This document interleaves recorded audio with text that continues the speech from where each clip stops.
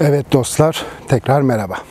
Evet, bugün Kıyık Işlacı'yı gezeceğiz. Kıyık Işlacı'nın merkezine, o küçük çarşıyı, kısmen de biraz İassos Antik Kenti'ne değineceğiz. Bugünkü video bunları içeriyor olacak. Hadi başlayalım o zaman.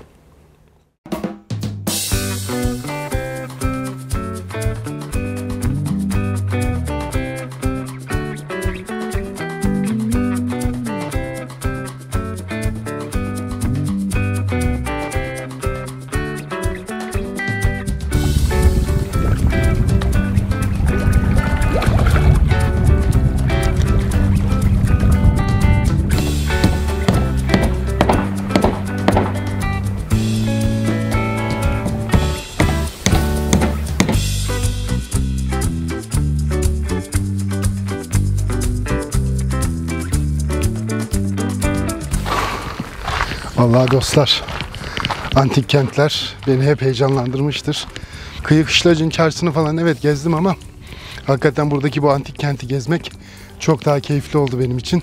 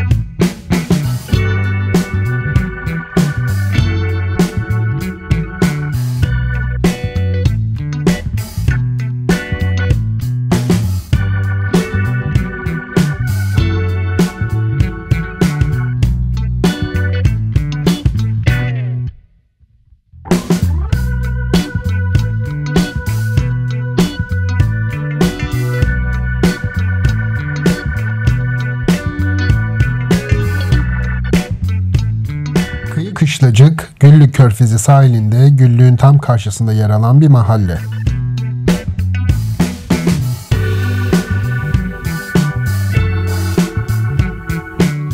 Merkezindeki çarşı oldukça küçük. Dışarılarında ise düzensiz yerleşimler var.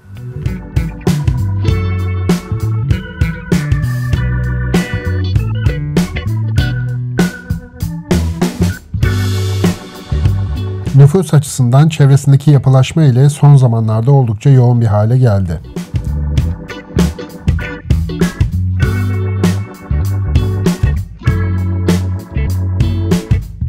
Ve tabii ki yaz döneminde yazlıkçıların gelmesiyle oldukça kalabalıklaşıyor.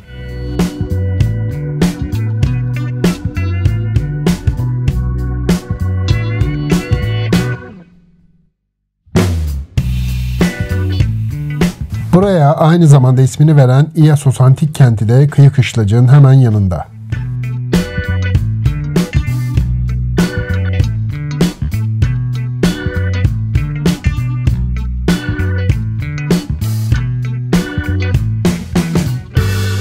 Çarşının merkezinde denizi karşınıza alırsanız solunuzda yükselen tepede İassos Antik Kenti'ni bulabilirsiniz.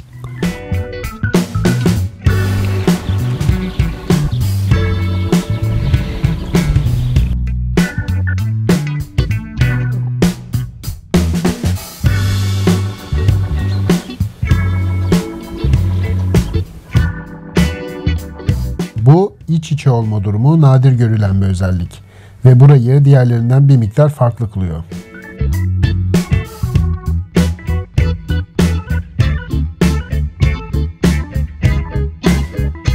Adeta tarihin ve doğanın yan yana ve iç içe olduğu bir bölge izlenimini veriyor Kıyık Işlacık.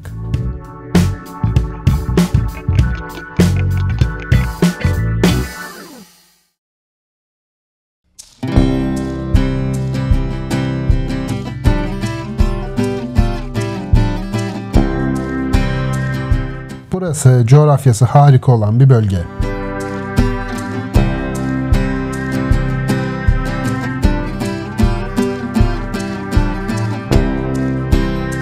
Körfezin içinde epey korunaklı ufacık bir koyun çevresine kurulmuş.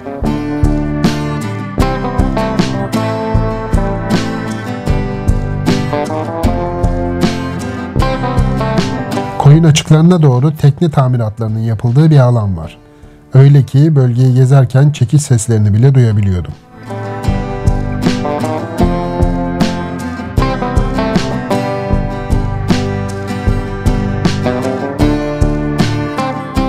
Dediğim gibi çarşısı inanılmaz derecede küçük.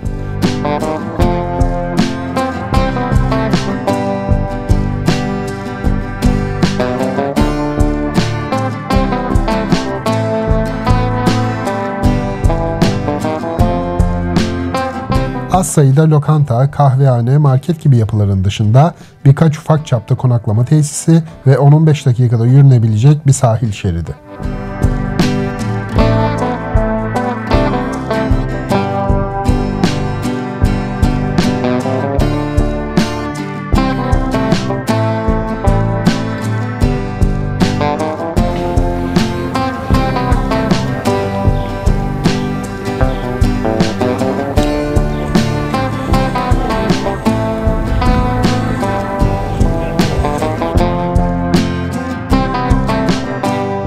Ama belli ki kafa dinlemek için birebir.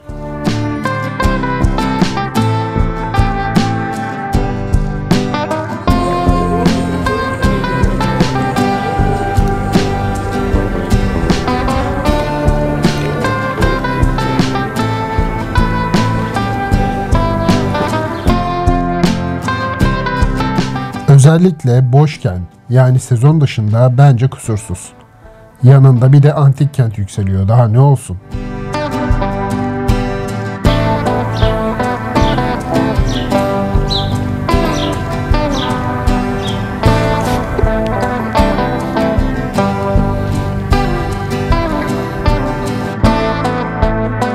Bu arada denizi de inanılmaz.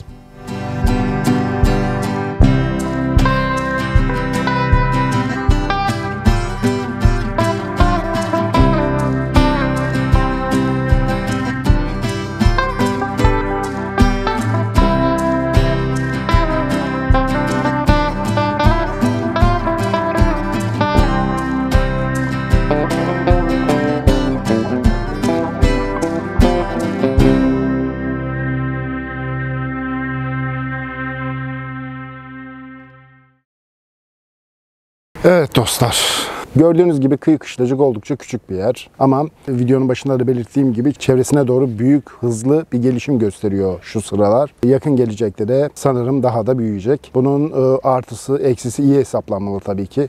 Ya şu an inanır mısınız, ben Şubat ayındayım. Şubat ayında çekiyorum bu videoyu size. Gördüğünüz gibi şortla, tişörtle gezebiliyorum. Şu üstümdeki bile fazla. Yazın çok daha sıcak olduğunu hepimiz biliyoruz. Ve Muğla, Bodrum, Datça, Marmaris, aslında bütün ilçeleri hemen hemen su sorunuyla karşı karşıya. Bu kadar hızlı yapılaşmanın ve bu kadar hızlı gelişmenin, tırnak içinde gelişmenin sağlıklı olması gerektiğine inananlardanım. Çünkü su hakikaten büyük problem. Gerek Bodrum'da, gerek Datça'da, gerek Marmaris'te, hatta Milas'ın köylerinde, hatta Mazı çökertme tarafında bile su sorunu oldukça büyümüştü geçen yaz. Bunların biraz daha planlı halde devam etmesi daha sağlıklı olacaktır diye düşünüyorum ben kendi adıma.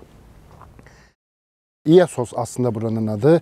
İassos Antik Kenti'nden ayakta kalan ve kısmen görebildiğimiz birkaç parçayı size göstermeye çalışacağım. Ancak tabii büyük miktarda yok olmuş aslında kent. Birkaç tane çok spesifik yapı var. Biri kule. Onu çekmeye çalışacağım size. Drone'la da çekmeye çalışacağım. Birkaçı da kentin içindeki bazı yapılar. İassos'un biraz tarihinden de bahsetmeye çalışacağım. Böyle tam kıyı kışlacıkla yan yana bir yarımadada kurulu bir antik kent.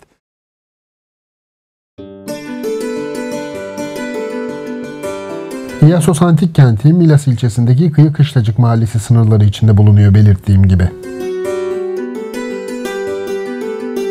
Milas'ın yaklaşık 26 kilometre batısında Ege Denizi'ne kıyısı olan Güllük Körfezi'ndeki küçük bir koyun içerisinde bulunuyor. İassos'un Peloponnesos yani günümüzdeki adıyla Mora Yarımadası'ndaki Argos'tan deniz yoluyla gelenler tarafından kurulduğuna inanılırmış. İassos'taki ilk yerleşimin Tunç Çağı'na kadar indiği söylenir. Antik kenti ise belirttiğim gibi Argos'tan gelen kolonilerin kurduğu düşünülüyor.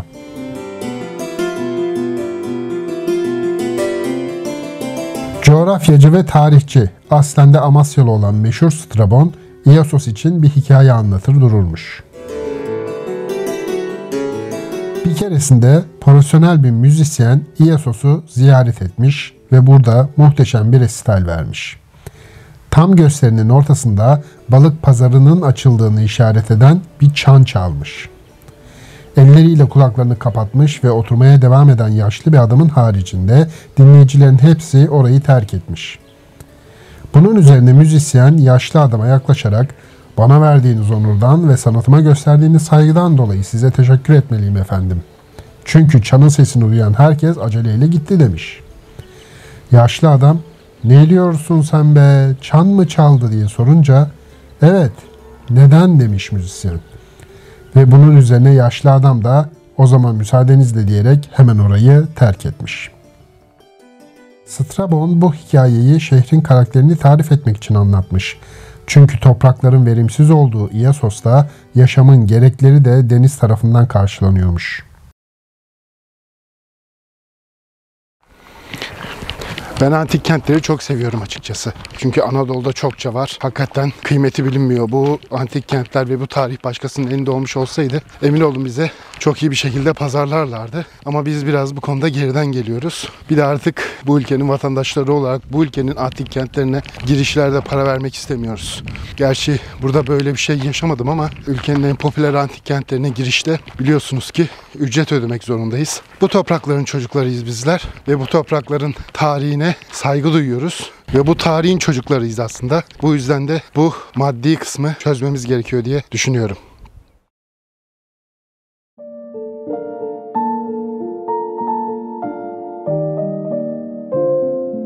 İassos Antik Kenti'nde 1960 yılından bu yana İtalyan arkeoloji heyetince düzenlenen kazılar yapılıyor.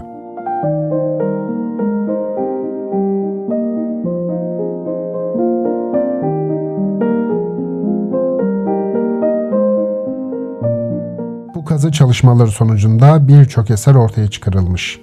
Bu eserler şehrin Agora Meydanı denilen yerinde sergileniyor şu an.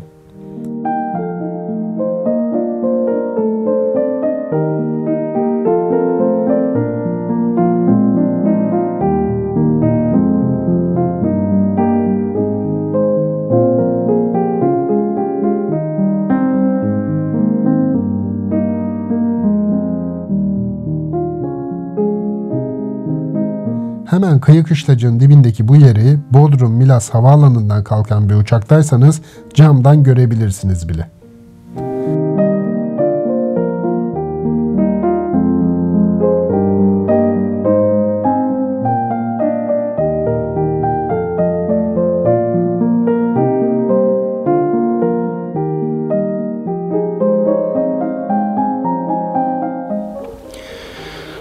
Arkadaşımız yazmış ve tarihe not düşmüş. Ne kadar değerli ya, inanılmaz hakikaten. Evet, İassos Antik Kenti'nin meclis binasına da geldik.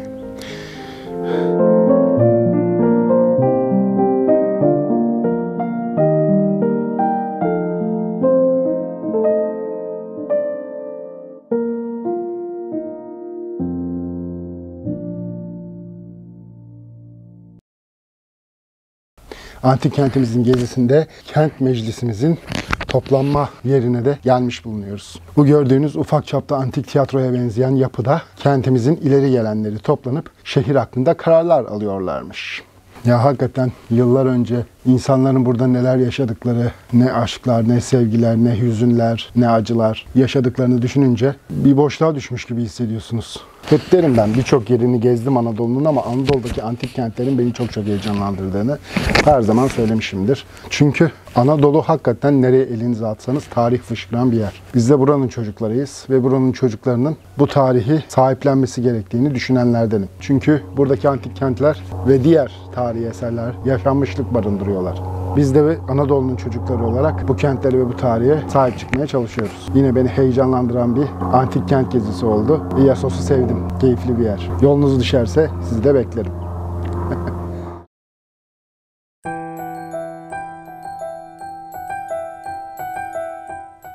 Ve antik kentin en önemli yapılarından biri. Batı limanındaki kule. Bu kule İassos'un batı limanını kapatırmış.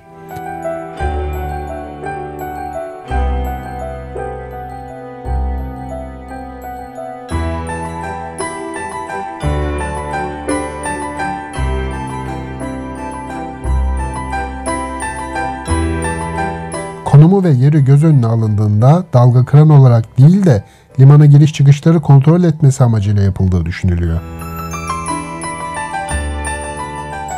Denizden gelen tehlikeler için de bir güvenlik noktasıymış tabii ki.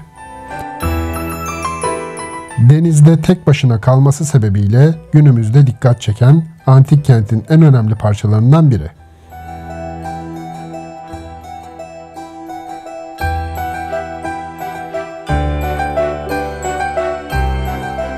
İassos'ta yıllar önce insanlar yaşamış, şimdi de bizler onların hatıralarını geziyoruz işte.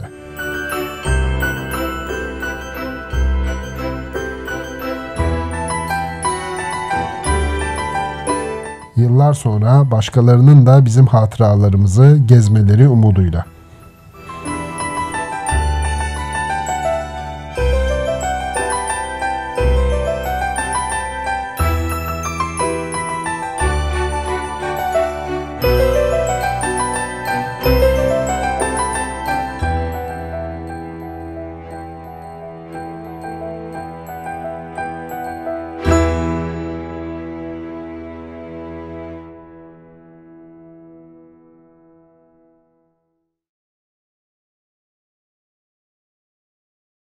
Evet, bugünkü videoyu da sonlandırıyorum. Umarım beğenmişsinizdir. Videoyu kapatmadan önce sizlerden bir ricam var. Mouse'unuzda bir adet tık rica ediyorum. Yani mouse'unuzda milyonlarca kez tıklıyorsunuz gün içinde bazı şeylere. Bir tık da benim için yapmanızı rica edeceğim. Çünkü takdir edersiniz ki gezmenin yanı sıra bunları belge haline getirip bir üretim yapmak emek istiyor. Bu emeği harcarken de en büyük motivasyonumuz ben ve benim gibi bu işi yapan insanların sizlerin bizi takip ettiğini biliyor olmak. Bu nedenle kanala abone olursanız çok sevinirim. Hepinize izlediğiniz için teşekkürler. Umarım beğenmişsinizdir. Yeni bir videoda görüşmek üzere.